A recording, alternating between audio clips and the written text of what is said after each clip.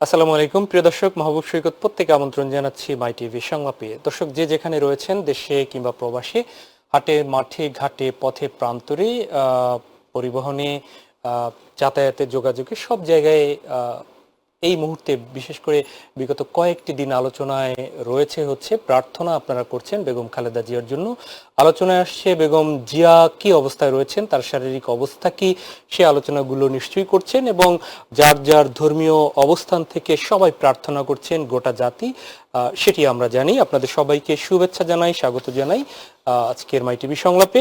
আমরা আজকে কথা বলবো বেগম খালেদা জিয়ার শারীরিক অবস্থা নিয়েও কথা বলবো এবং আলোচনা করব শিরোনাম, নির্বাচনী তফসিল ও বর্তমান প্রেক্ষাপট নিয়ে।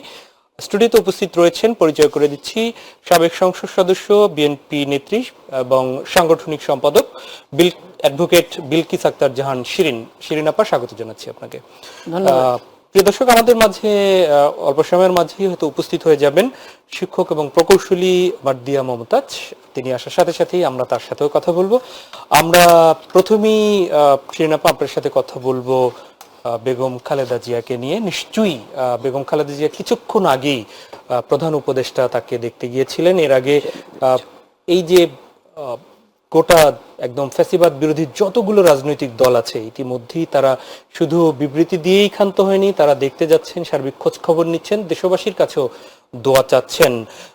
আপনার সাথেও তার দীর্ঘদিনের সখ্যতা, যতটুকু জানি তার হাত ধরেই রাজনীতিতে আসা। ৯০-এর ছাত্র আন্দোলনের আপনি ছাত্র নেতা ছিলেন, বাকসুর এজিএত ছিলেন, তখন থেকে একদম বেগম জিয়া যখন থেকে রাজনীতিতে আসে, আপনারও খুব সম্ভবত পথ চলা ছাত্র রাজনীতির সেই সময় থেকেই। তো সেই প্রেক্ষাপটে বেগম খালেদা জিয়া এই প্রায় 11 দিন হসপিটালে, সেই জায়গা থেকে আসলে খালেদা জিয়ার অবর্তমানে এই যে পথ চলা, এই যে তিনি একটি শঙ্কার মধ্যে প্রতিনিয়ত জাতি থাকছে, সেই শঙ্কাটা কিভাবে আপনাদের কাজ করছে, কিভাবে এগিয়ে যাওয়ার স্বপ্ন দেখছেন, এগুলো একটু বলবেন। ধন্যবাদ। আসলে ম্যাডামের কথা বলতে গেলে আমরা এই জায়গাটা যে ম্যাডাম অসুস্থ, ম্যাডাম আজকে অনেক দিন থেকে এবারকার হাসপাতালে উনি আছেন। আমরা মানসিকভাবে সবাই বিপর্যস্ত। আপনি বললেন যে আপনার রাজনীতি, আমার রাজনীতি বলতে গেলে আমার রাজনীতির অস্তিত্ব, আজকে যে অবস্থায় আমি এসেছি সবকিছু আমার নেত্রী।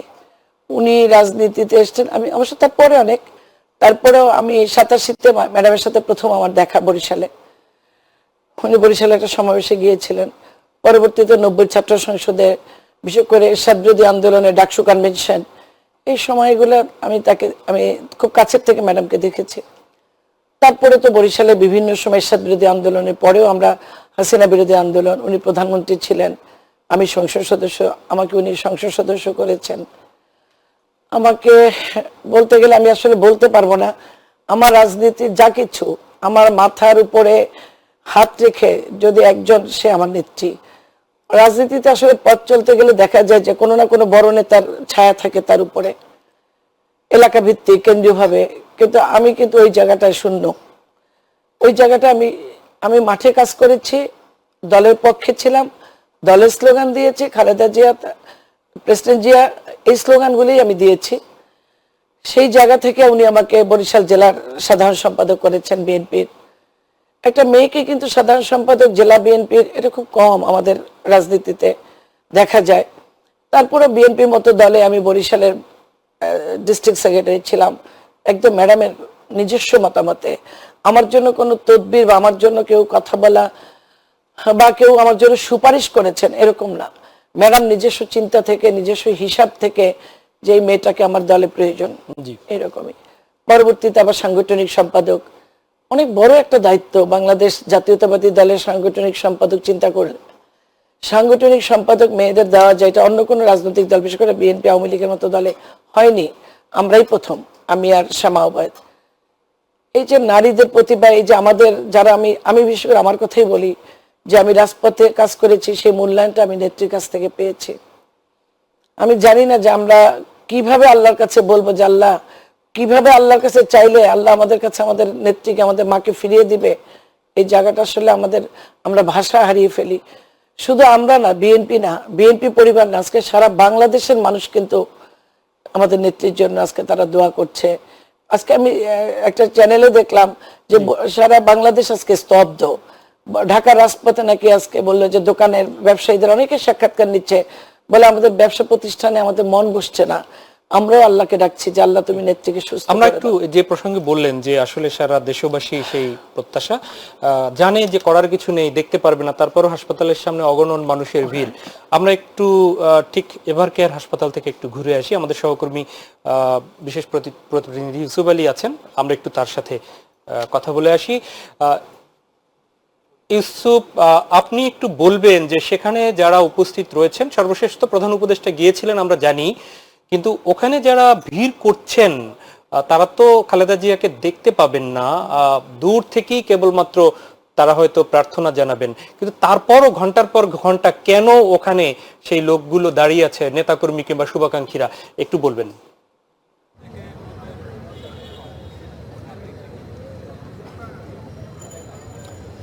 ধন্যবাদ মাহবুব আপনাকে।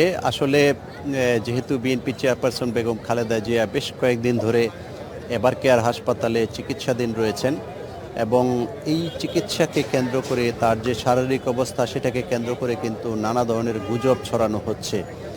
আমরা যারা সাংবাদিকতা করি তাদেরও কিন্তু ফোন করে অনেকে জানতে চাচ্ছেন যে আসলে বেগম জিয়ার শারীরিক অবস্থা কী।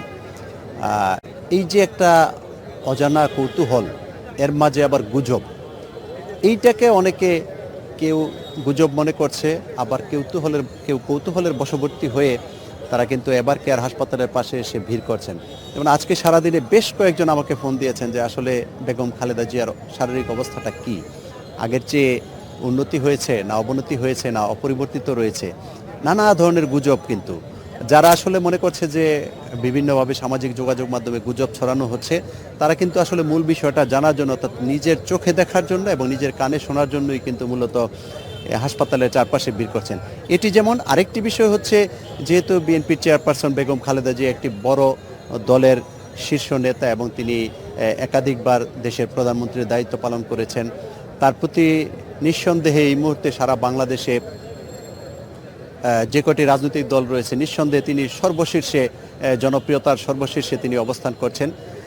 সারা দেশ থেকে দলীয় নেতাকর্মীরা তার শারীরিক অবস্থার খোঁজ খবর নিতে আসবে, এটাই কিন্তু স্বাভাবিক। কারণ আমরা যখন সাধারণ মানুষ যখন আপনার অসুস্থ হই, তখন কিন্তু হাসপাতালে কিন্তু আত্মীয় স্বজনরা ভিড় করে। এখানে শুধু আত্মীয় স্বজন কেন, আত্মীয় স্বজন ছাড়াও আপনার দলের একেবারে তৃণমূল পর্যায়ের যে লোকটি একেবারে দিন এনে দিন খায়, এরকম লোকও এখানে এসে সারাদিন অপেক্ষা করছেন যে তাদের প্রিয় নেত্রীর শারীরিক অবস্থাটা কি সেটি জানার জন্য। এছাড়া আপনি জানেন যে আজকে প্রধান উপদেষ্টা ডক্টর মোহাম্মদ ইউনূস কিছুক্ষণ আগে বেগম খালেদা জিয়াকে দেখতে ever care doctor Mohammad Yunus Begum Khaleda জিয়াকে দেখার জন্য হাসপাতালে এসেছিলেন এবং ওনার শারীরিক অবস্থার খোঁজ খবর নিয়েছেন। আমরা ধারণা করছি যে এবং তাকে যত দ্রুত সুস্থ করে তোলা যায়, যদিও সুস্থ করে তোলার মালিক সর্বশক্তিমান আল্লাহ তাআলা, কিন্তু তাকে সুস্থ করার জন্য অবশ্যই ডাক্তারদের আপ্রাণ চেষ্টা রয়েছে। সে বিষয়েও হয়তো প্রধান উপদেষ্টা কিছু নির্দেশনা দিয়েছেন যে যত দ্রুত সম্ভব গণতন্ত্রের জন্য যিনি লড়াই করেছেন তাকে সুস্থ করে তোলার জন্য অবশ্যই কোনো নির্দেশনা দিয়েছেন। তবে এই বিষয়টি আমরা আরও স্পষ্ট করে বলতে পারতাম যদি বিএনপির পক্ষ থেকে যেটি বলা হয়েছিল যে স্থায়ী কমিটির সদস্য ডাক্তার AZM জাহিদ হোসেন বেগম খালেদা জিয়ার শারীরিক অবস্থা সম্পর্কে বিস্তারিত জানাবেন। যদি দলের পক্ষ থেকে কেউ আমাদের ব্রিফ করে জানাতো, তাহলে হয়তো আমরা বুঝতে পারতাম যে বেগম খালেদা জিয়াকে দেখতে গিয়ে প্রধান উপদেষ্টা ডক্টর মোহাম্মদ ইউনূস কি বলেছেন সেটি স্পষ্ট করে দেশবাসীকে জানানো যেত। তাছাড়া আপনি যে বিষয়টি প্রশ্ন করেছেন, সারা দেশের মানুষ কিন্তু দলমত নির্বিশেষে সকল দলের মানুষ কিন্তু তারা উদ্গ্রীব যে বেগম খালেদা জিয়ার শারীরিক অবস্থা আসলে কি। আপনি নিজেও জানেন যে আইসিইউতে থাকলে কিন্তু সেখানের অবস্থাটা কি সে বিষয়টি কিন্তু স্পষ্ট করে সব সময় বলা যায় না। আর তাছাড়া যেহেতু দলের পক্ষ থেকে ব্রিফ করা হয়নি, সেহেতু প্রধান উপদেষ্টার সঙ্গে এবং খালেদা জিয়ার সঙ্গে কি আলাপন হয়েছে সেই বিষয়টি কিন্তু আমরা স্পষ্ট করে বলতে পারছি না। মাহবুব, এই ছিল এভার কেয়ার হাসপাতাল থেকে আমার কাছে এইটুকু তথ্য। তবে দলের পক্ষ থেকে জানালে হয়তো আবার বিস্তারিত আপনার মাধ্যমে দর্শকদেরকে জানাতে পারবো। মাহবুব,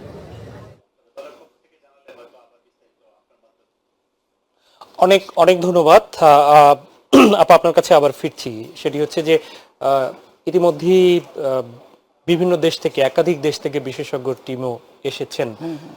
তো সেইখান থেকে আমি যে বিষয়টি একটু জানতে চাই তা হচ্ছে যে বেগম খালেদা জিয়া একদম সুস্থ হয়ে একদম হয়তো তিনি বাসায় থাকতেন, কিন্তু আপনাদের নির্দেশনা তো বিভিন্নভাবে দলের মাধ্যমে দিতেন।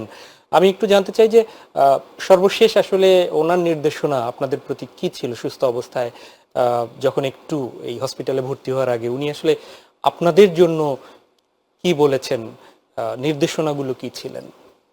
আপনি জানেন যে ম্যাডাম অসুস্থ থাকার পর থেকে আমাদের ভারপ্রাপ্ত চেয়ারম্যান দায়িত্ব পালন করছেন জনাব তারেক রহমান।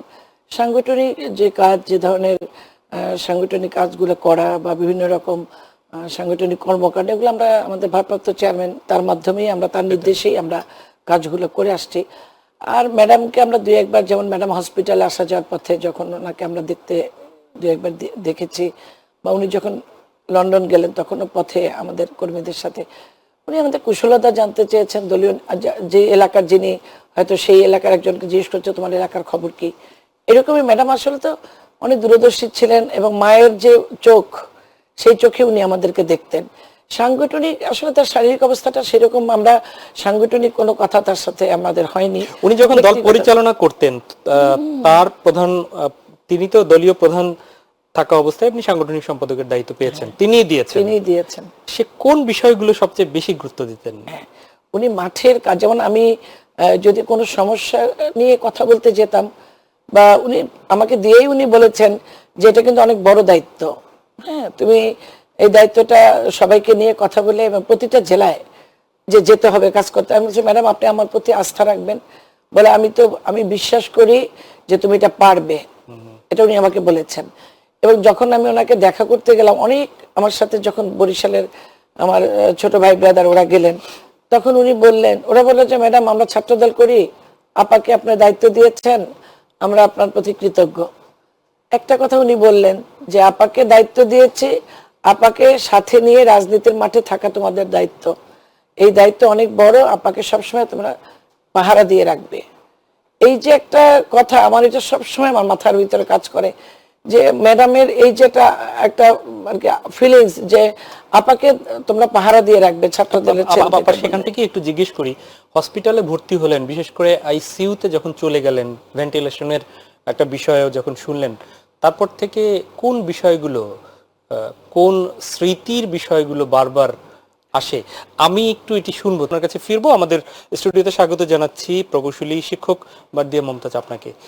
আপনার কাছে একটু আসি, সেটি হচ্ছে যে আমরা বেগম খালেদা জিয়া অসুস্থতার পরে যেভাবে দেখলাম সব দল মত, বিশেষ করে ফ্যাসিবাদ বিরোধী আন্দোলনের সকল দলের তার প্রতি সহমর্মিতা, একদম শ্রদ্ধা জানানো, খোঁজ খবর রাখা, রাষ্ট্রের পক্ষ থেকেও সর্বোচ্চ জায়গা থেকে খোঁজ খবর নিয়েছে। আজকে একটু আগে প্রধান উপদেষ্টা গেলেন। প্রশ্ন হচ্ছে, এই যে এক দলের নেতা বা নেত্রীর প্রতি অন্য দলের যে সহমর্মিতা, অসুস্থতায় গিয়ে পাশে দাঁড়ানো, সেটি কেন আমরা বিগত দিনে দেখিনি, এবং এই কালচারটা আগামী দিনে কি বজায় থাকবে? এই যে ভোটের রাজনীতিতে আসছে, সেখানে তো আমরা বিভাজনের রাজনীতি অনেক সময় দেখে থাকি, তো সেখান থেকে কি মনে করছেন যে এই সৌহার্দ্য অবস্থানটা কতটুকু থাকবে, একটু বলবেন, আপনার কাছে কি মনে হয়? আপনাকে অনেক ধন্যবাদ। যারা শুনছেন এবং আপার সাথে আছেন সবাইকে সালাম দিয়ে শুরু করছি। তো এটা আসলেই আপনি যেটা বলছিলেন, বাংলাদেশের রাজনীতির ইতিহাসে এটা একটা অবিস্মরণীয় ঘটনা, এবং বেগম খালেদা জিয়া আসলে এখানে কোনো দলের চাইতে বড় হচ্ছে তার ব্যক্তিত্ব, দেশের মানুষের জন্য তার অবদান। আমরা যদি দেখি শিক্ষা, সংস্কৃতি, রাজনীতি, রাজনৈতিক সংস্কার, প্রত্যেকটা জায়গায় তিনি খুব দৃঢ়তার সাথে ভূমিকা রেখেছেন, অথচ তার পিতার পরিবারের কাছ থেকে এটা পাওয়া না। এমনকি জিয়াউর রহমান বেঁচে থাকতেও তার কাছ থেকে তিনি কি পরিমাণ পলিটিক্যাল ট্রেনিং পেয়েছেন এটা আমরা জানি না, কিন্তু তাকে আমরা মূলত দেখেছি জিয়া চলে যাওয়ার পরেই, তাই না, প্রেসিডেন্ট জিয়া চলে যাওয়ার পরেই। তো এটা আসলে বাংলাদেশের জন্য একটা অবিস্মরণীয় ঘটনা নিঃসন্দেহে। তো এটার সাথে সাথে আপনি যেটা বলছিলেন সেটা একটা অনেক বড় বাস্তবতা, যে এই ব্যাপারটা থাকবে কিনা, তো এই ভবিষ্যতের কথা তো কেউ বলতে পারে না। তবুও তারপরে আমরা মাঠের রাজনীতি দেখছি, সেখানে বিভিন্ন ধরনের কথাবার্তা আছে, একজন আরেকজনকে আক্রমণের ব্যাপার আছে। কিন্তু আমার মনে হয় 24-এর আন্দোলনটার পরে আমাদের একটা জিনিস বোঝার আছে, সেটা হচ্ছে যে আরেকজনকে ছোট করে আমার ভোট বাড়বে কিনা এটা ভাবতে হবে, এটা সিরিয়াসলি ভাবতে হবে। এটা হতে পারে আমি তার ভোট কমিয়ে দিলাম, 1-2 লাখ তার ভোট কমালাম, কিন্তু আমার ভোটে সেটা এসে যোগ হবে কি? এই বাস্তবতাটাকে সামনে রেখে আমাদের পরিচ্ছন্ন রাজনীতির চর্চা করা উচিত। এটার জন্য বেগম জিয়া আমাদের সামনে অনেক বড় একটা উদাহরণ। আমরা জানি তাকে বলা হয় নাই এমন কোনো কথা নেই। জি, যখন 4 দলীয় জোটে ছিলেন তখন তিনি কিন্তু কখনো ভুল পাল্টান নাই, তাই না? তিনি একইভাবে ড্রেস আপ করতেন, একই রকম ছিলেন, এটা নিয়েও কথা বলা হয়েছে। আমি তখন খুব খুব ম্যাচুরিটি হয়নি, এগুলা দেখতাম। আমার একটা কথা খুব মনে আছে যে শেখ হাসিনা বলছিলেন যে হুজুরদের সামনে এরকম শাড়ি পরে বসে থাকে, এইটা হুজুররা এনজয় করে, এরকম টাইপের খুব আজে বাজে কথা বলা হয়েছে। লিভারের অসুস্থতা নিয়েও এক্স্যাক্টলি, মানে এগুলো মুখে বলার মতো না। কিন্তু এটার প্রতিবাদে কি উনি কখনো একবারের জন্য মুখ খারাপ করেছেন? করেন। তো তাতে কি বিএনপি হেরে গেছে? বেগম জিয়াও হেরে যান নাই, বিএনপিও হেরে যান নাই। তাহলে এটা থেকে যদি আমরা একটু শিক্ষা নেই যে ভবিষ্যতের রাজনীতিটার রাস্তাটা আমাদের কেমন হবে। আমি একটা কথা দিয়ে শেষ করি। একটা ছোট্ট ছড়া আছে, তাই না? এটা একটা বড় কবিতার অংশ যে এমন জীবন তুমি করিবে গঠন, মরণে হাসিবে তুমি কাঁদিবে ভুবন। তো আমাদের মনে হয় রাজনীতিতে আমরা যারা আসছি তাদের সামনে এটা অনেক বড় একটা আদর্শ রাখা উচিত আমাদের মাথায়। অনেক ধন্যবাদ। আমি আবারও শিরিন আপা আপনার কাছে যাই। যে প্রসঙ্গে ছিলাম সেটি হচ্ছে যে আপনাকে একটি বিভাগের সাংগঠনিক সম্পাদক করে দায়িত্ব দিলেন বেগম জিয়া। আপনি বলছিলেন যে কি কি বিষয়গুলো আপনার প্রতি তিনি নির্দেশনা দিয়েছিলেন। তো সেখানে ভবিষ্যতের রাজনীতি নিয়ে আপা বলছিলেন, সেই ভবিষ্যতের রাজনীতির জায়গা থেকে একটি বিভাগের সংগঠনকে গোছানো এবং তাদের মনস্তাত্ত্বিক যে বিষয়গুলো পরিবর্তন, তো সেটিও আপনারা ভূমিকা রাখেন। সেই ভবিষ্যতের রাজনীতির জন্য আপনি আপনার বিভাগে আপনি কিভাবে গুছাচ্ছেন আসলে সেই সহমর্মিতা? কি আপনার কাছে কি মনে হয় বেগম জিয়ার মতো সহমর্মিতার এই রাজনীতিটা ভবিষ্যতে কতটুকু টিকে থাকবে? আমাদের আদর্শ তো নেত্রী, আমাদের ম্যাডাম, তার চিন্তার রাজনীতিটাই তো আমাদেরকে সামনে এগিয়ে নিতে হবে। এবং বরিশাল বিভাগের উনি যখন আসলে কি, আমি একটু বলতে চাই ম্যাডামের ব্যাপারে আরো কিছু কথা আমাকে বলতে হয়। জি, বরিশালের রাজনীতির সাথে, বরিশালের ইতিহাসের সাথে খালেদা জিয়ার নাম স্বর্ণাক্ষরে লিখিত থাকবে। বরিশাল বিভাগ খালেদা জিয়া করেছেন, বরিশাল মেট্রোপলিটন সিটি খালেদা জিয়া করেছেন, বরিশাল বিশ্ববিদ্যালয় খালেদা জিয়ার সময়, বিকেএসপি ভবন খালেদা জিয়ার সময়, বিভাগীয় কমিশনার হতে শুরু করে যত বিভাগীয় কমিশনার, তারপর ডিআইজি ভবন, যত ডেভেলপমেন্ট ওয়ার্ক, মানে বরিশালের সবকিছু বিএনপির সময়। এবং বরিশালের রাস্তায় নামলেই দেখা যায় ভিত্তিপ্রস্তর খালেদা জিয়া, উদ্বোধন খালেদা জিয়া। সুতরাং বরিশালের সাথে আমাদের নামের সাথে আজীবন ম্যাডামের নাম উচ্চারণ করতেই হবে। ম্যাডামের সাথে বিএনপি বরিশাল, এটাই একদম ওতপ্রোতভাবে আমাদের মিশে গেছে। আর সংগঠন তো, যেহেতু আমি বিভাগের সাংগঠনিক সম্পাদক হিসাবে উনি আমাকে দায়িত্ব দিয়েছেন, যেদিন দায়িত্ব দিয়েছেন সেদিন থেকে আজকে পর্যন্ত আমি সংগঠনের কাজ করে যাচ্ছি। ওনার একটা চিন্তা ছিল যে মূল ধারার রাজনীতিতে আমাদের মেয়েদেরকে আনতে হবে। এবং উনি এই কথাটা বলতেন যে মহিলা দল না, তুমি মূল ধারার মূল কমিটিতে মেয়েদেরকে নিয়ে আসবে, ওদেরকে সুযোগ করে দিবে। এবং এটা আমি একদম ইউনিয়ন পর্যায়ে থেকে আমি চেষ্টা করছি ইউনিয়নে আমাদের মেয়েদেরকে আনার এখানে জন্য। একটু প্রশ্ন ছুড়ে দিই, তা হচ্ছে যে ম্যাডাম অসুস্থ, নির্বাচনের ফেব্রুয়ারিতে হওয়ার কথা, সেই অনুযায়ী এখন একদমই তফসিল ঘোষণার সময় চলে আসার কথা। তারেক রহমান তো দেশে এখন আসা নিয়ে বিভিন্ন আলোচনা হচ্ছে। তো এই অবস্থায় যখন ম্যাডাম অসুস্থ, খালেদা জিয়া অসুস্থ, তারেক রহমান দেশে নেই, সে অবস্থায় আপনারা আপনাদের সংগঠনকে কিভাবে লিড করছেন? নির্বাচনের জন্য কতটুকু আপনাদের ফিল্ড প্রস্তুত? যেমন বরিশালে এখনো প্রায় 6-7টি 7-8টি এখনো আসন ফাঁকা আছে। তো সেগুলো নিয়েও আপনারা কিভাবে চিন্তা করছেন? আসলে যেহেতু একটা জোটের, আমাদের একটা জোট আছে, আমাদের নমিনেশনের পরে 5টা না 6টা আসন এখনো মনোনয়ন দেওয়া হয়নি। এখনো যেহেতু সামনে সময় আছে, এই জন্য চিন্তা ভাবনা করে যারা দলের নীতি নির্ধারক, বিশেষ করে আমাদের স্থায়ী কমিটি, তারা অবশ্যই এটা চিন্তা ভাবনা করে এই ব্যাপারে সিদ্ধান্ত দিবে। যতদূর আমরা এটাই চিন্তা করতেছি। আপনারা ওনাদের অবর্তমানে, ওনারা তো একজন তো দেশে নেই, অবর্তমানে এখন যদিও প্রযুক্তির যুগে সবসময় কানেক্টেড থাকা যায়, তো এখন কি নির্বাচনের এই যে জনগণের কাছে যাওয়া প্রার্থীদের, ঘোষিত প্রার্থীদের, সেটি কোনোভাবে প্রভাব পড়ছে? ঘটছে ম্যাডামের অসুস্থতার জন্য? অবশ্যই আমরা মানসিকভাবে সবাই অসুস্থ এখন, এবং গত 3-4 দিন থেকে আমাদের টোটাল, আমি আমার বরিশাল বিভাগের কথাই বলবো, যেভাবে আমরা নির্বাচনী কাজগুলো শুরু করেছি, মানুষের আর কি কাছে যাওয়ার, যার কাছে ভোট চাইতে গেলে আগেই জিজ্ঞেস করে ম্যাডাম কেমন আছে, খালেদা জিয়ার শরীর কেমন, তারাও কিন্তু উদ্গ্রীব, ভোটাররা প্রচন্ড রকম তারা উদ্গ্রীব, এবং মানসিকভাবে আমরা সেই স্বস্তিটা পাচ্ছি না। আমরা দোয়া আল্লাহর কাছে, আমরা নামাজ পড়ে, আমরা বিভিন্ন রকম দোয়া মিলাদ করছি, জানের ছদগা দিচ্ছি, এবং আমরা আমাদের সাংগঠনিক কাজগুলো আসলে মানসিক শক্তি না থাকলে যেটা হয়, কিন্তু আমাদের নির্বাচনী 2-3 দিন থেকে আমাদের যে বড় যে নির্বাচনী ওয়ার্কগুলো, ওগুলো আমরা স্থগিত করেছি। অন্যান্য যে কাজগুলো সেগুলো আমাদের স্থগিত আছে, কিন্তু আমরা এই যে মানুষের কাছে যে বিভিন্ন দোয়া মিলাদ, এগুলো আমরা বিভিন্ন এলাকায় যে বিজয় দিবসের অনুষ্ঠান আপাতত স্থগিত, বিজয় দিবস মাসের যে প্রোগ্রাম, কার্যক্রম স্থগিত করা হয়েছে। এবং আমি প্রার্থীরা ম্যাক্সিমাম, কিন্তু আমি নিজেও কিন্তু ঢাকা আসছি এই কারণে, আমার অস্থির লাগছে বরিশালে যে একটু এবারকে একটা চোখে দেখি, ম্যাডামকে না দেখি। এবং আজকেও আমি জানি যে বরিশাল থেকে প্রচুর লোক আসছে। কালকে মহানগরের নেতাদের দেখলাম বিভিন্ন চ্যানেলে, ওরা ওদেরকে দেখাচ্ছে, ওরা জানে যে এটা ঠিক হচ্ছে না, কিন্তু মন টানছে না। সেই চিটাং থেকে আমাদের বোনেরা দেখি সাক্ষাৎকার দিচ্ছে, কেউ বসে আছে। আজকেও বরিশাল থেকে মহিলা, আমাদের মেয়েরা, অনেক বোনেরা আসছে। আসলে এটা আমাদের এমন একটা জায়গায়, আমাদের এত আবেগের জায়গায়, যে আমরা কোনো কিছুর বিনিময়ে আমরা ম্যাডামকে হারাতে চাই না, যে কিছুর বিনিময়ে ম্যাডামকে আমরা আমাদের কাছে ফেরত চাই। কারণ ম্যাডাম ছাড়া আমরা এবং বাংলাদেশ অস্তিত্বহীন আমার কাছে মনে হয়। সেটি আবেগের জায়গা থেকে আপনার বলা। নিশ্চয়ই পৃথিবীতে মানুষ আসবে, চলে যাবে, অবশ্যই এটাও বিশ্বাস করি। আমি আপনার কাছে ফিরবো, মার্দিয়া মমতাজ আপনার কাছে আসি। সেটি হচ্ছে রাজনৈতিক এবং সার্বিক অবস্থা বিবেচনা করে তফসিল ঘোষণা করা উচিত। খালেদা জিয়ার অসুস্থ সহ আরো কিছু বিষয় সংকট রয়েছে। এটি হচ্ছে এনসিপির আহ্বায়ক নাহিদ হোসেনের, এনসিপির আহ্বায়কের বক্তব্য। আপনি কি মনে করেন যে একদম ফেব্রুয়ারিতে নির্বাচন করতে হলে তো তফসিল ঘোষণা এই মাসে করারই কথা, সেখান থেকে কি আপনি মনে করেন যে তফসিল ঘোষণার মতো অবস্থা এখন করা উচিত কি উচিত না, কি মনে করেন আপনার? তফসিল ঘোষণার পরে আসলে নির্বাচনের মূল কাজটা শুরু হবে, এটাতে একটা গতি আসবে।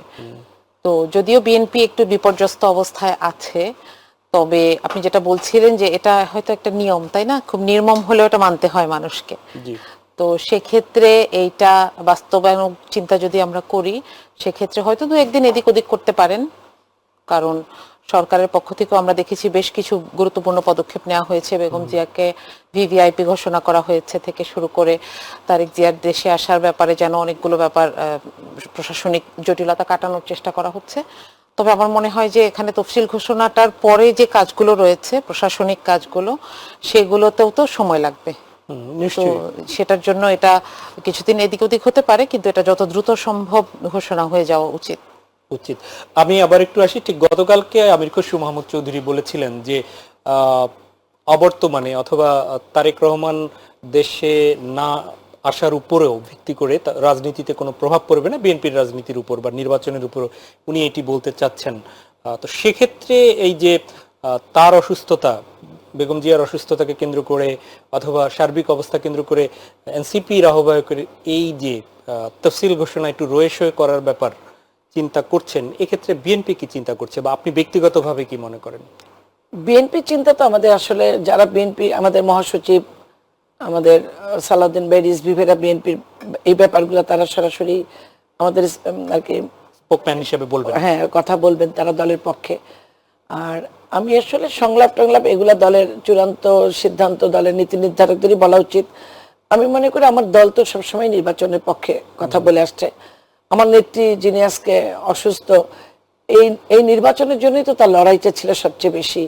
গণতন্ত্রে, বাংলাদেশে গণতন্ত্রের জন্যই তো তার লড়াইটা। তার তো অন্যায় কি? শুধু গণতন্ত্রের জন্য কথা বলেছেন, মানুষের জন্য কথা বলেছেন, ভোটের অধিকারের জন্য কথা বলেছেন, এটাই তো তার অন্যায়। সুতরাং আমরা দলের পক্ষ থেকে আমরা নির্বাচনের পক্ষে ছিলাম। আমাদের ভারপ্রাপ্ত চেয়ারম্যানও বারবার বলেছেন নির্বাচনের কথা।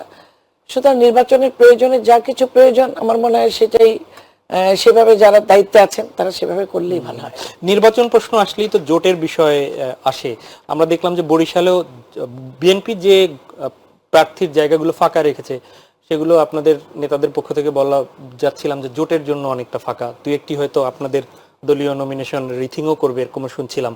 তো সেক্ষেত্রে জোটের বিষয়গুলো আপনার বিভাগেও দেখলাম অনেকগুলো, এই জোটের বিষয়গুলো দেয়ার কারণে, জোটকে যদি ছেড়ে দেয়, তাহলে আপনাদের দলীয় নেতাকর্মীদের মধ্যে কোনো বিপরীত প্রতিক্রিয়া কতটুকু হচ্ছে বা হবে এরকম?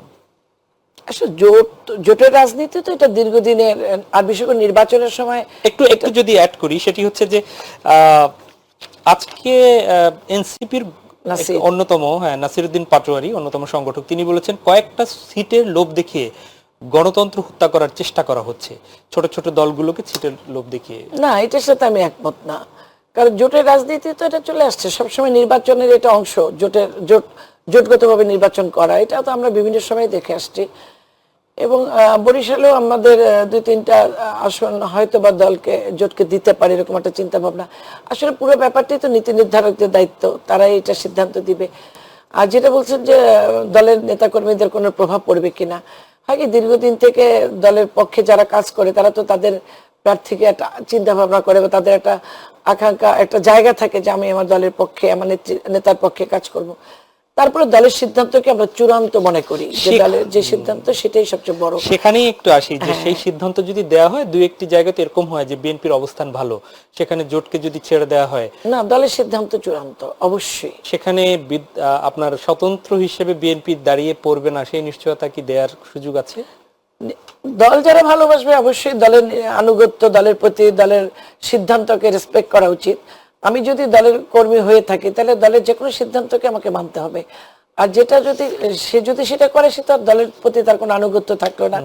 দলের প্রতি দলের কর্মী হিসেবে আমি মনে করি যে দলের সব ধরনের সিদ্ধান্তকে মেনে নেওয়া উচিত। অনেক ধন্যবাদ। আমি বারদিয়া মমতাজ আপনার কাছে আসি। প্রসঙ্গ হচ্ছে ইতিমধ্যেই বিএনপি যদিও আপা বলেছেন যে বেগম জিয়ার অসুস্থতা, এটিকে আসলে শোকাহত তারা, এটি স্বাভাবিক, কিন্তু এরই ফাঁকে জামাত বা ইসলামী আন্দোলন সহ 8 দল কিন্তু সারা বাংলাদেশ মোটামুটি চষে বেড়াচ্ছে। ওনাদের বিভাগীয় সমাবেশ হচ্ছে, নির্বাচনের জন্য প্রতীক চিনাচ্ছে। আজকেও রংপুর হয়েছে, গতকালকে বরিশাল ছিল, তার আগে খুলনা ছিল, এরকম হয়ে যাচ্ছে। সেখানে সেই দলের নেতাদের পক্ষ থেকে দেখেছি বলেছে একটি দলকে বিশেষ নিরাপত্তায় দেয় নির্বাচনে লেভেল প্লেইং ফিল্ড নষ্ট করবে, এটি হচ্ছে তাদের বক্তব্য। আপনিও কি সেটি মনে করেন কিনা, আর কতটুক দেখছেন লেভেল প্লেইং ফিল্ড আছে, কোন জায়গায় ব্যত্যয় দেখছেন? আচ্ছা, এই মন্তব্যটা কার? এটি ওখান থেকে বলা হয়েছে, এটি তো শীর্ষ নেতা যে 8 দলের, সেই 8 দলের পক্ষ থেকে বলা হয়েছে। চরমনাই পীর বলেছেন নতুন শরীরে পুরানো বউ দিয়ে আর ধোকা দেয়া যাবে না, সুতরাং সংস্কার করতে হবে। আচ্ছা, তো এটা আসলে পলিটিক্যাল ফিলসফির কথা যদি বলি, যে জোটবদ্ধ হয়ে নতুন শাড়িতে পুরানো বউ দিয়ে ধোকা দেওয়া যাবে না। জি জি জি, এটা অবশ্য বেশ কয়েকদিন আগের কথা, মনে হয় 3-4 দিন উনি আগে আবারও বলেছেন, আজকেও বলেছেন। আচ্ছা আচ্ছা, তো এখানে আসলে পলিটিক্যাল ফিলসফিতে জোট একটা পজিটিভ দিক গণতন্ত্রের জন্য। কারণ যখন জোট হয়, দলগুলো নিজেদের মধ্যে এক ধরনের সমঝোতা করে, এই সমঝোতাটা হচ্ছে পলিসির সমঝোতা। তো এটাকে বলা যেতে পারে যে দলের কোলটা বড় হয়, তাই না? কারণ প্রত্যেকেই কিছু না কিছু কম্প্রোমাইজ করে। জি, কারণ তাকে তো শুধু এখন নিজের ফিলসফির যারা সাপোর্টার তাদেরকে বুঝলে হবে না, তাকে পুরোটা জোট নিয়ে চিন্তা করতে হবে। সেক্ষেত্রে এটা একটা পজিটিভ দিক। আর আমরা তো দেখছি যে বাংলাদেশ জামাতে ইসলামী অনেক আগে থেকেই প্রার্থী দিয়েছে, প্রায় আমরা বলতে পারি এবছরের শুরুর প্রথম 3 মাসেই তারা হয়তো বিভিন্ন জায়গায় প্রার্থী দিয়েছে, কাজকর্ম করছে। এখন জোটের ব্যাপারেও চিন্তা ভাবনা আসছে। তো এটা ভোটের রাজনীতিতে, ভোটের মাঠে অনেক কথা হয়। আজকেও দেখবেন একজন বলেছেন, যিনি নিজেকে খুবই সুশীল সমাজের অংশ মনে করেন, বলেছেন, আমার খুব অবাক লাগছিল কথাটা শুনে, যে এই দেশে জামাত ইসলামীকে নির্বাচনে ক্ষমতায় আসতে দেওয়া যাবে না, জনগণ চাইলেও না। তো এই মানুষগুলো আসলে গণতন্ত্র বোঝেন কিনা, এটাও একটা মানে প্রশ্নের বিষয়।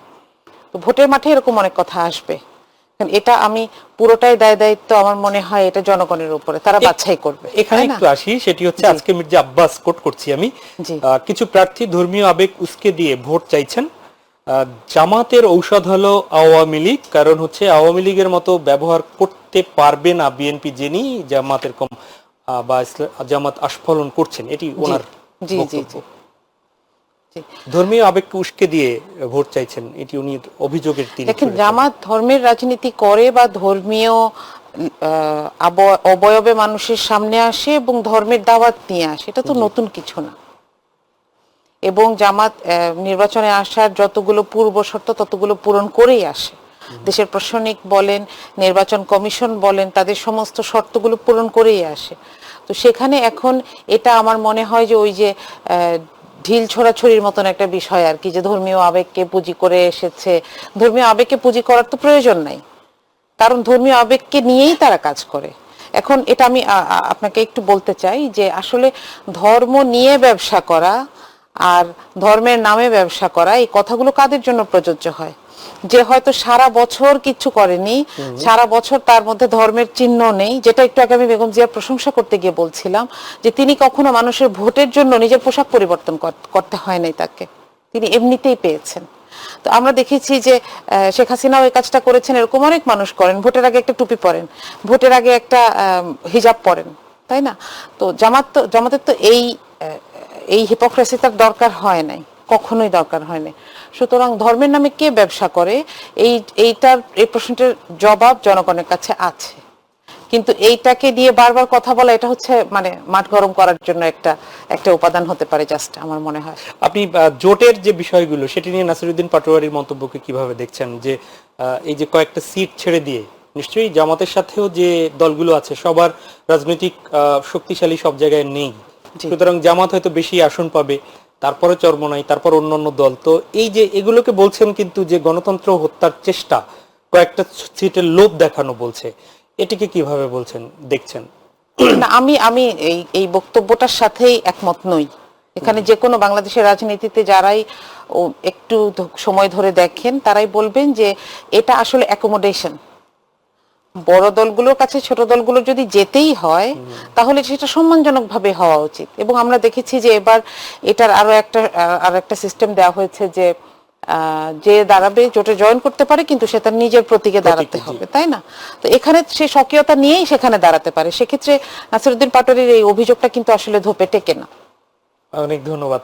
আমি আপা আপনার কাছে আবার একটু আসি, যে লেভেল প্লেইং ফিল্ডের যে জায়গাটি, সেটি হচ্ছে যে ইতিমধ্যেই দেখেছেন যে সরকারের বিভিন্ন সেক্টরে, একদম প্রশাসন, পুলিশ প্রশাসন, এসব জায়গায় লটারির মাধ্যমে ওখানে ডিসি, এসপি এগুলো নিয়োগ করা হচ্ছে, হ্যাঁ, ইওনো, এবং তাদের ওসিও ইতিমধ্যে হয়েছে। তো এই যে নিয়োগ করা হচ্ছে লটারির মাধ্যমে, এবং বিগত 3টি নির্বাচনে যারা দায়িত্ব পালন করেছে তারা এই নির্বাচনে দায়িত্ব পালন করবে না, এটি ঘোষণা, এবং সেইটি অনুযায়ী সাজানো হচ্ছে।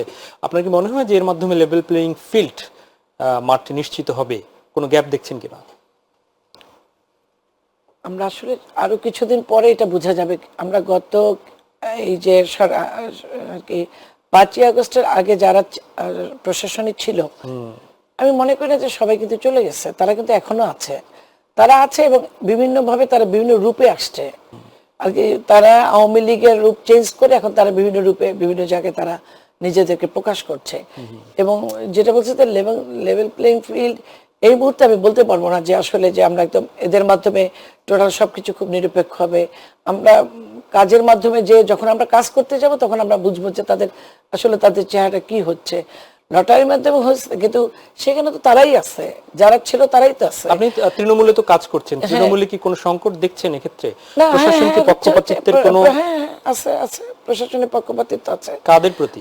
আছে দলের প্রতি অনেকে আছে, যেমন এনসিপি যারা আছে তারা কিন্তু বলে যে বিএনপি এবং জামাত দুই দলকে ইঙ্গিত করে বলে। এনসিপির বিভিন্ন জায়গায় দেখা যায় যে বিভিন্ন অফিস আদালতে বিভিন্ন জায়গায় তাদের গুরুত্ব অনেক বেশি, অনেক বেশি তাদের গুরুত্ব আছে। এনসিপির কি এত জনবল আছে যে তারা? জনবল নাই, ওটা ওদের একটা জুলাই আন্দোলনের কারণে ওদের প্রতি একটা অন্যরকম সিম্প্যাথি কাজ করে, যে ওদের আন্দোলন বা ওদের কারণেই হাসিনার এত বড় একটা সামনে, তারা অনেক ওরা সামনে ছিল, ওদের কারণে বা ওদের এই আন্দোলনের মাধ্যমে আমি নিজেও জুলাই আন্দোলনে রাজপথে ছিলাম, আমি সামনের সারিতে থেকে আন্দোলনে ছিলাম। তো যাই হোক, এই কারণে তাদের গুরুত্ব আছে আমি দেখছি। এবং প্রশাসনে অনেক জায়গায় আমরা অবশ্য প্রশাসনে এখন পর্যন্ত ওইভাবে কোনো কাজের জন্য কখনোই বিএনপির পক্ষ থেকে আমরা যাইনি, কিন্তু যে সিদ্ধান্তগুলো হচ্ছে জেলা পর্যায়ে, উপজেলা পর্যায়ে, সেখানে অনেকের গুরুত্ব, জামাতের অনেক গুরুত্ব আছে আমরা দেখছি, এবং অনেক জায়গায় জামাতের অনেক বেশি গুরুত্ব আছে। এই যে লেভেল প্লেইং ফিল্ড এত সকালে আমি বলতে পারবো না যে এদের মাধ্যমে হবে না, খুব না, সেই নিরপেক্ষ গুরুত্বটা নির্বাচন। মানে কি আপনি আপনার শতভাগ বিএনপির পক্ষ থেকে মনে করছেন যে বিএনপিকে শতভাগ গুরুত্ব দেওয়া দরকার? না, আমি শতভাগ গুরুত্ব, এরকম বিষয়টা? শতভাগ না, যে কাজটা যে কাজটা আপনি শতভাগ নিরপেক্ষতা নিয়ে করবেন, সেখানে তো কোনো দলের কথা আসার সুযোগ নেই। যখন কোনো কাজে দেখা যায় যে পক্ষপাতিত্ব বা একটু কাজটা একটু নিয়মের বাইরে যে করে, তখনই তো প্রশ্নটা আসে নিরপেক্ষতা নিয়ে। এরকম কিছু কাজ তারা করছে এবং এই কারণেই কিন্তু এত পরিবর্তন হয়েছে। এই যে ডিসি সরায় দিল বরিশালে, বিশেষ করে বিভাগীয় কমিশনার যেদিন চলে আসে, বিভাগীয় কমিশনে কাজ করছে, ভালো মন্দ মিলিয়ে কাজ করছে, কিন্তু দেখছি উচ্ছ্বাস, সে আসার পর অনেক আনন্দ হচ্ছে, ওই অফিসে তার সে যাওয়ার পর মিষ্টি খাচ্ছে। এই যে জিনিসটা, এটা আমার কাছে খুব অবাক লাগছে যে এটা কেন হলো।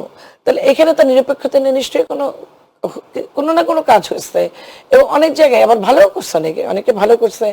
আবার এই যে একসাথে সবাইকে চেঞ্জ করছে এখানে, সেখানে যে যারা আসছে, আমি মনে করি, আমরা আশা করি যে তারা আগামী নির্বাচন, কারণ এত আন্দোলন, এত হত্যা, এত আমাদের সন্তানদের লাশ, রক্ত, তারপর যদি নিরপেক্ষতা না আসে, একটা সুষ্ঠু নির্বাচনের জন্য তো আমাদের এত কিছু, আমরা তাদের কাছে আসলে একটা সমান মাঠ চাচ্ছি যে জনগণ যাকে ভোট দিবে। সেটি না হয় প্রশাসনের কাছ থেকে আপনারা প্রত্যাশা করছেন, কিন্তু দলীয় আমরা বিভিন্ন জায়গায় কিন্তু দেখেছি একদম মনোনয়ন ঘোষণার পর থেকেই এখন পর্যন্ত সেটি হচ্ছে যে দলীয় অন্তর্দ্বন্দ্বে কিন্তু নিহত পর্যন্ত আমরা দেখেছি। তো আপনারা যারা সাংগঠনিক সম্পাদক, এটি তো অনেকটা মানে তাদের কন্ট্রোল করার জন্য সাংগঠনিক সম্পাদক, সেখান থেকে কেন এই একদম নিজেদের মধ্যে অন্তর্দ্বন্দ্বগুলো মিটানো যাচ্ছে না? একটু সময় তো আর কি। আমাদের দেখেন, এত বড় দল, এত বছর, 17 বছর এই দলটার উপরে যে নির্যাতন, এবং শুধু নির্যাতন না, আমরা একটা রাত শান্তিতে ঘুমাতে পারিনি বাসাতে। সেই মামলা হামলা, পুলিশের অত্যাচার, যুবলীগ, ছাত্রলীগ, আওয়ামী লীগের এত নির্যাতনের পরেই তো আমরা একটা সুষ্ঠু পরিবেশ, তারপর একটা নির্বাচন, সেখানে দেখা যায় এক দলে 5-6 জন প্রতিদ্বন্দ্বী আছে, মনোনয়ন তো একজনকে দিতে হবে, তাই না? তো যার জন্য তারপরে যে 4-5 জন বাকি থাকে, একটু সময় লাগবে। আমাদেরকে তো ঠিক হয়ে গেছে সব জায়গায়, আমরা যেমন বরিশালেই আমরা সবাই এক প্ল্যাটফর্মে চলে আসছি, ম্যাক্সিমাম আসনেই বরিশালে কিন্তু আমরা একটা মঞ্চে আমরা চলে আসছি। একটু আপনারা কাদের প্রতিদ্বন্দ্বিতায় কাদের মনে করছেন এবার আগামী যে জামাত সহ 8 দলকে, না এনসিপি কে, না অন্য জোটকে? বিএনপির আসলে প্রধানতম সামনে প্রতিদ্বন্দ্বী কে হচ্ছে বা জনগণ আমাদেরকে, আমরা জনগণ যাদেরকে ভোট দিবে, যাদের কর্মকাণ্ড, যাদের ভবিষ্যৎ বাংলাদেশ নিয়ে যাদের চিন্তা ভাবনা আছে, সেরকম বিএনপিকে আমি চিন্তা করি যে জনগণ ভোট দিবে। এবং প্রতিদ্বন্দ্বী বিএনপি যারা ভালো কাজ করবে, ভালো জনগণের ভোট পায়, তখন বুঝতে পারবো যে আমাদের কাছাকাছি কারা আছে বা কারা আগামীতে। মানে আপনারা কাউকে প্রতিদ্বন্দ্বী মনেই করছেন না? না, অবশ্যই প্রতিদ্বন্দ্বীকে সবসময় গুরুত্বপূর্ণ মনে করতে হয় এবং শক্তিশালী ভাবতে হয়। সেটা হতে পারে জামাত। এখন তাদের জোটটা কিরকম হচ্ছে, আর কি নির্বাচনের রূপটা কিভাবে, এখনো তো আমরা বুঝতেছি না। আমরা শুনি যে জামাত আর চরমনে তারা জোট করবে। সেক্ষেত্রে যদি হয়ে যায়, যেমন আপনি যে এলাকায় আছেন সেই এলাকায় যদি তারা সম্মিলিত প্রার্থী দেয়, তাহলে কতটা চ্যালেঞ্জের মুখে পড়বে? হ্যাঁ, চ্যালেঞ্জ দিয়েই তো যে কোনো বিজয় করলে সেটার মধ্যে একটা আনন্দ আসবে। আমরা চ্যালেঞ্জ মোকাবেলা দুর্গ হারিয়ে ফেলার কি একটা শঙ্কা? না, এরকম কোন সুযোগ আমি মনে করি না যে বিএনপি কে হারিয়ে দিয়ে এখানে জামাত বা এটা হবে। তবে আমরা মনে করি যে আমাদের প্রতিদ্বন্দ্বী যে সেও শক্তিশালী, তাকে আমরা গুরুত্বপূর্ণ, আমরা কি শক্তিশালী চিন্তা করেই গুরুত্ব দিয়ে নির্বাচনটা করতে চাই। অনেক ধন্যবাদ। আমি প্রতিপক্ষকে কখনো দুর্বল ভাবাটা বোকামি আমি মনে করি। ফিরছি মার্দিয়া মমতাজ, প্রকৌশলী এবং শিক্ষক, আপনার কাছে।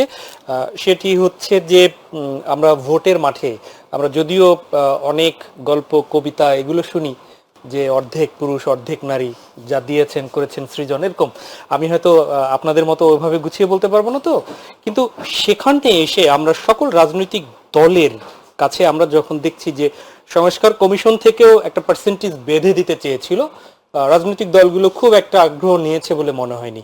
কিন্তু বিএনপির জায়গা থেকেও অনেক পর্যবেক্ষক মনে করেন যে সেই তাদের ঘোষিত প্রার্থীদের মধ্যে নারী প্রার্থীর সংখ্যা খুব বেশি নয়। ইসলামিক দলগুলো তো এখন পর্যন্ত ঘোষণাই করলো না। তো এটি কি নারীদের প্রতি একটু বৈষম্য করা হলো না? আচ্ছা, এখানে ইসলামী দলগুলো এখনো ঘোষণা করবে কিনা সেটা আমাদের একটু হয়তো অপেক্ষা করতে হবে। আমি বলতে পারবো না এখানে ঘোষণা হবে কিনা। তবে নারীদেরকে রাজনীতিতে নিয়ে আসার কিন্তু কিছু স্টেপ আছে। জি। প্রথমত হচ্ছে যে তাকে একটা পলিটিক্যালি এডুকেটেড করতে হয়, তাই না, যে রাজনৈতিক সিদ্ধান্তগুলো কিভাবে নিতে হয়, প্রশাসন কিভাবে কাজ করে, প্রশাসনের সাথে রাজনীতি কিভাবে মার্জ করে, একটা এলাকায় কিভাবে এই কাজগুলোতে আসে। তো এই প্রসেসের মধ্যটা দিয়ে আমি মনে করি যে ঐকমত্য কমিশনে যে কথাবার্তাগুলো হয়েছে সেখানে প্রতিটি দলই এই প্রসেসটা শুরু করা উচিত, যাদের যেখানে নাই সেখানে শুরু করা উচিত।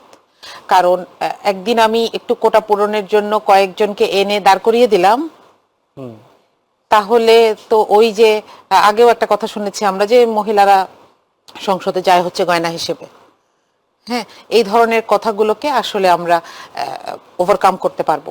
তো এখানে এই সংস্কৃতিটার একটা দরকার। আর ইসলামী দলগুলোর ক্ষেত্রে আমি জামাত ইসলামের ক্ষেত্রে বলতে পারি যে তাদের যে একদম রুট লেভেল থেকে মহিলারা ফিল্ডে আছেন, কাজ করছেন, কিন্তু তারা কখনো মিডিয়াতে ওরকম করে এক্সপোজড না।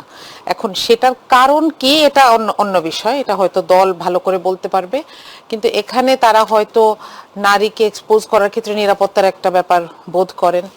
কারণ আমরা দেখেছি যে হাসিনার সময়টাতে আসলে এই অবস্থা এমন জায়গায় চলে আসছিল, ঘর থেকে এসে ওই ছেলে বা স্বামীকে না পেয়ে মহিলাকে নিয়ে গেছে।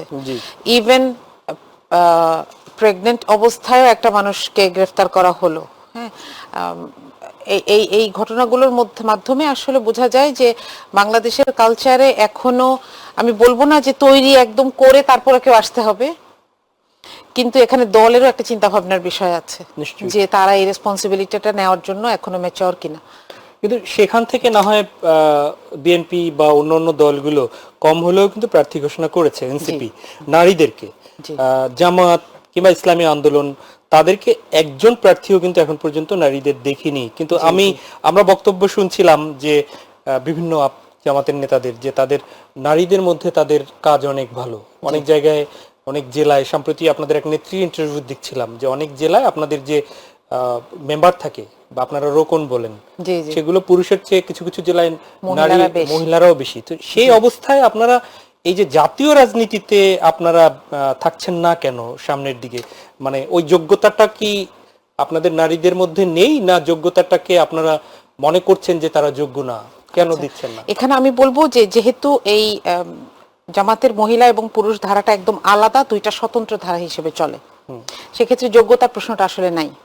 যিনি একটা জেলার মহিলা সভানেত্রী, তিনি সেই এলাকার সমস্ত ইস্যুস দেখেন, মহিলাদের সমস্ত ইস্যুস, যার কারণে এবং সেখানে উনি শেয়ার করছেন না, তাই না?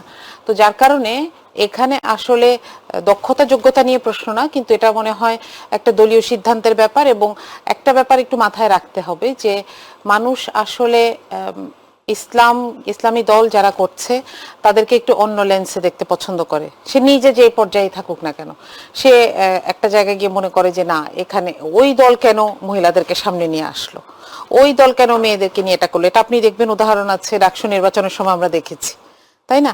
যে কিন্তু ডাকসু নির্বাচনে আপনাদের পলিসি চেঞ্জের কারণে, নারীদেরকে নিয়ে সম্মিলিত জোট করার কারণে ভোট পেয়েছেন, এটিও তো অনেকে বলে থাকেন। জি, এখানে আসলে পলিসি চেঞ্জের বিষয় না, এটা হচ্ছে দলের ভেতরে এক ধরনের পলিসি, আর ধরেন যখন একটা দল পাবলিক স্ফিয়ারে যায় সেখানে তার কিছু নতুন ধরনের কিছু জিনিস এডিশন হতে থাকে না, এটা এরকম একটা ব্যাপার যদি ধরি, সেখানেও কিন্তু মেয়েদেরকে নিয়ে অসংখ্য আজে বাজে কথা বলা হয়েছে, মেয়েদের পোস্টারগুলো লাগানো সেগুলো ছিঁড়ে দেওয়া হয়েছে। আপনি জানেন, আমি আজকেও একটা ঘটনা পড়ছিলাম যে শিবিরের প্যানেল থেকে আসছে একটা মেয়ে, হচ্ছে জুমা, ওকে নিয়ে ও আরেকজন নির্বাচিত ডাকসু প্রতিনিধি আরেকটা হলের এত অশ্লীল একটা কমেন্ট করেছে ওর ওর ওর ইয়েতেই, পোস্টেই, এটা নেওয়ার মতো না। তো এখন কোন দল যদি একটু রক্ষণশীল থাকে তাহলে কিন্তু তাদের উপরে এই ব্যাপারগুলো বেশি আসে। এটা জেনারিক, এটা সবার ক্ষেত্রে হচ্ছে, এটা আপনি দেখবেন যে সকল নারী যারা আসছেন তাদের ক্ষেত্রে হচ্ছে। তো এখানে ইসলামী দলগুলো যদি একটু প্রোটেক্টিভ চিন্তা ভাবনা করে, আমরা হয়তো অপেক্ষা করতে হবে। মানে তাদের পিছিয়ে বা ঘরে রাখার জন্য না বলছেন আপনি? না, অবশ্যই না। আপু, আপনার কাছে আসি, সেটা হচ্ছে যে নারী নেত্রী আপনারা অনেকেই রয়েছেন, এবার দেখলাম যে নারী নেত্রীদের সেই মনোনয়নের ক্ষেত্রে আপনারা মানে আপনাদের পরিভাষায় বঞ্চিত, আমাদের পরিভাষায় দেয়া হয়নি, সেগুলো কি মানে নারীরা যোগ্যতা নেই, শুধু সংরক্ষিতর আশায় কি আপনারা রয়েছেন? বিষয়গুলো এই এরকম? আসলে একটা দল যখন মনোনয়ন দেয় সবকিছু চিন্তা করি মনোনয়নটা দেয়। আপনারা ভোটারদের ভোট পাবেন না? না, ভোট তো পাবোই, কারণ মার্কা তো ধানের শেষ, সেটা ছেলেদের বেলাও ধানের শেষ, মেয়েদের বেলাও ধানের শেষ। কিন্তু যেহেতু দলের একটা চিন্তা ভাবনা থেকে আর নির্বাচন কমিশন একটা ইয়ে দেওয়া আছে কিন্তু 5% নারীদেরকে, সেই জায়গাটা কিন্তু বিএনপি মোটামুটি ফুলফিল করেছে। বিএনপি যে করেনি তা না, এবং এখনো সময় আছে। এখন হয়তো সামনে মেয়েদেরকে মনোনয়ন দিতেও পারে, চূড়ান্ত মনোনয়ন তো এখনো হয়নি। এবং বিএনপি সবসময় নারী বান্ধব দল। শহীদ প্রেসিডেন্ট জিয়াউর রহমানই কিন্তু নারীদের রাজনীতিতে, উনি যেটা বলছেন, ওনাদের দল রাজনীতিতে মেয়েদের নিয়ে চিন্তা করছে না, এরকম একটা চিন্তা ভাবনা উনি বললেন। যে বলছে যে আভ্যন্তরীণ ভাবে রাজনীতি করছে, কিন্তু জাতীয় রাজনীতি বা মাঠের রাজনীতিতে তারা মেয়েদেরকে, আমি মাঠের রাজনীতিতে যদি আমি আমার নিজের অধিকার নিয়ে কথা না বলতে পারি, ঘরে বসে কথা বললে তো এই অধিকারটা আমার পূরণ হওয়ার কোনো সুযোগ নেই। আমাকে তো রাস্তায় নেমেই অধিকারের জন্য কথা বলতে হবে। আপনি উনি যেটা বলছেন নিরাপত্তা, তো নিরাপত্তা শেখ হাসিনা 17 বছর কিন্তু আমরা মেয়েরা রাস্তায় ছিলাম। আপনারা বিএনপির মেয়েদেরকে দেখবেন, আমি নিজেও জেলে গেছি, কিন্তু আমাকেও কিন্তু গ্রেপ্তার করা হয়েছিল। এটার ভিতর থেকে বিএনপি নারীদের কোনো অসম্মান হচ্ছে এটা আমি মনে করি না। আমি আমার আন্দোলন, আমার অধিকারের জন্য আমি রাজপথে গেছি, আমি গ্রেপ্তার হচ্ছি। আমি আমার দলের সাথে থেকে আমি দলের পক্ষে কাজ করেছি, এবং আমাদের মেয়েরা, আমাদের ছাত্র দলের মেয়েরা, আমাদের মহিলা দলের মেয়েরা, আমরা যারা মূল দলে আছি, আমরা সবাই রাজপথে ছিলাম। আপনাদের তো 50টা, সামনে তো মহিলা আসন আছে, আপনারা ঘরে থাকবেন, ঠিক আছে। মহিলা আসনে কি আপনাদের যে রেশিও অনুযায়ী, যেটা আমাদের নেত্রী করে গেছেন, আগে যে দল সংখ্যাগরিষ্ঠ পেতেন তারাই সংসদে যেতেন, কিন্তু ম্যাডামই কিন্তু এই আইনটা করে গেছেন, আনুপাতিক হারে যারা সংসদে যাবে তাদের আনুপাতিক হারে নারীরাও কিন্তু সেখানে প্রতিনিধি দিতে পারবে।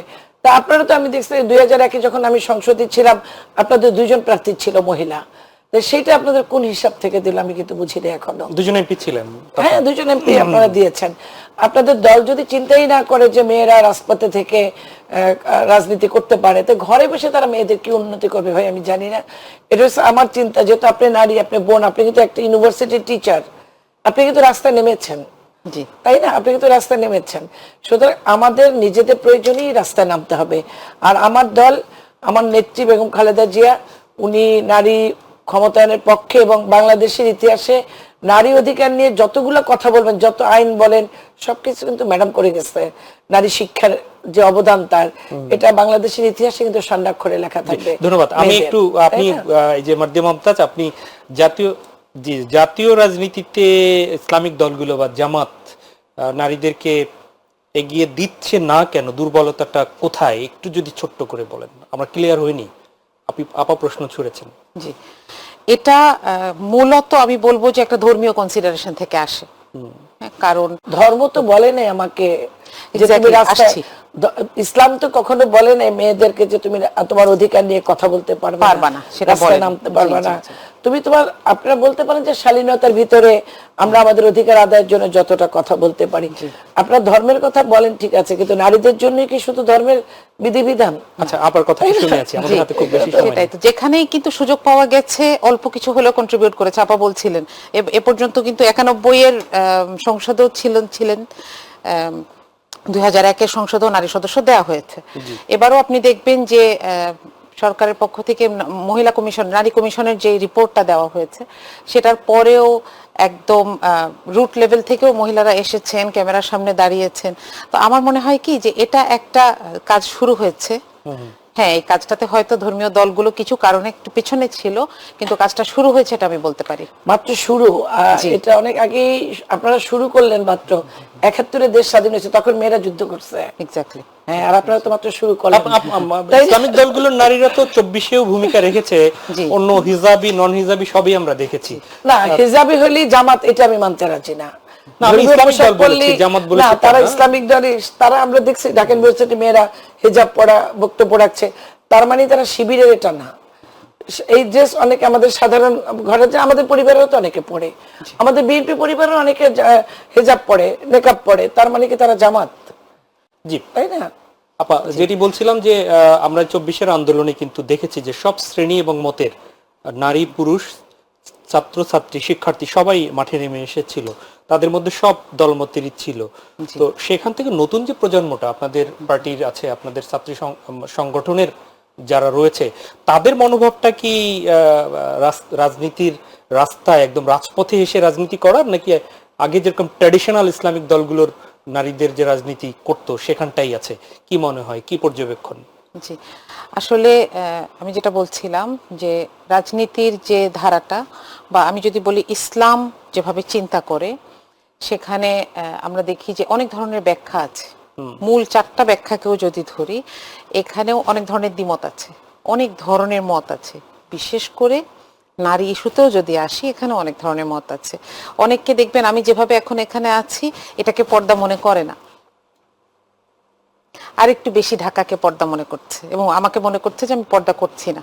আপনি দেখবেন পর্দা কি শুধু মেয়েরা করবে, ছেলেদেরও পর্দা এক্স্যাক্টলি দরকার আছে। আপনাদের প্রোগ্রাম গেলে ইসলাম দেখবেন ছেলেদেরও নিচে পর্দার কথা বলছে। অনেক ধরনের কমেন্টও আসছে, তাই না? তো এখানে একটা রাজনৈতিক দলের জন্য তারা হয়তো একটা সময় পর্যন্ত একটা রক্ষণশীল জায়গায় ছিলেন, যে মোর এই জায়গাটাতে, রক্ষণশীল জায়গাটাতে থাকবেন এবং এই ব্যাপারে কোনো বিতর্ক নেবেন না। তবে আমার মনে হয় এখন সেই বিতর্কের জায়গাগুলোতে একটু একটু এগিয়ে এসেছেন। আপা যেটা বলছিলেন যে ইটস আ বিট লেট, কিন্তু দেরিতে হলেও শুরু করা তো উচিত। আমার মনে হয় এই কাজটা শুরু হয়েছে। আমরা দেখব নির্বাচনে কিরকম প্রার্থী দেওয়া হয় বা কোথায় কোথায় কেমন দেওয়া হয়, সেটা দেখব। আর এখানে একটা ব্যাপার আমি একটু বলতে চাই, যে মেয়েদের অধিকারের আদায়ের জন্য, নারীর অধিকার আদায়ের জন্যই যে শুধু নারী রাস্তায় নামে তা কিন্তু না। আপা যখন বলছিলেন যে আপা যখন রাস্তায় থাকেন, আপা কি শুধু দলের নারীদেরকে নিয়ে চিন্তা করেন? অবশ্যই না, তাই না? আপা তো সেখানে নারী হিসেবে থাকেন না, আপা একজন নেতা হিসেবে থাকেন। তো এই যে নেতৃত্বের জায়গাগুলো তৈরি হওয়া, এটা আসলে একটা সময়ের ব্যাপার। রাইট, আপনি যখন ভার্সিটির ক্লাস নেন তখন আপনি টিচার, আপনি নারী। হ্যাঁ, আমি তো শুধু মেয়েদের টিচার না, আমি সেখানে লিডার, আমি সেখানে একজন ওরেটর, আমি সেখানে একজন রিপ্রেজেন্টেটিভ, তাই না? তো এখানে গিয়ে আসলে তাদেরকে আসলে চিন্তা করতে হবে যে আমি আমাকে নিজেকে কতখানি ইনক্লুসিভ দেখাতে পারছি। এটা তাদের জন্য একটা পরীক্ষার সময়। নির্বাচনের সময় আমরা দেখি অনেকের অনেক কিছু বদলে যাচ্ছে, অনেকের অনেক ডেফিনেশন তারা নতুন করে তৈরি করছে। তো আমি বলবো যে ইসলামী দলগুলো এ ব্যাপারে চিন্তা করবে।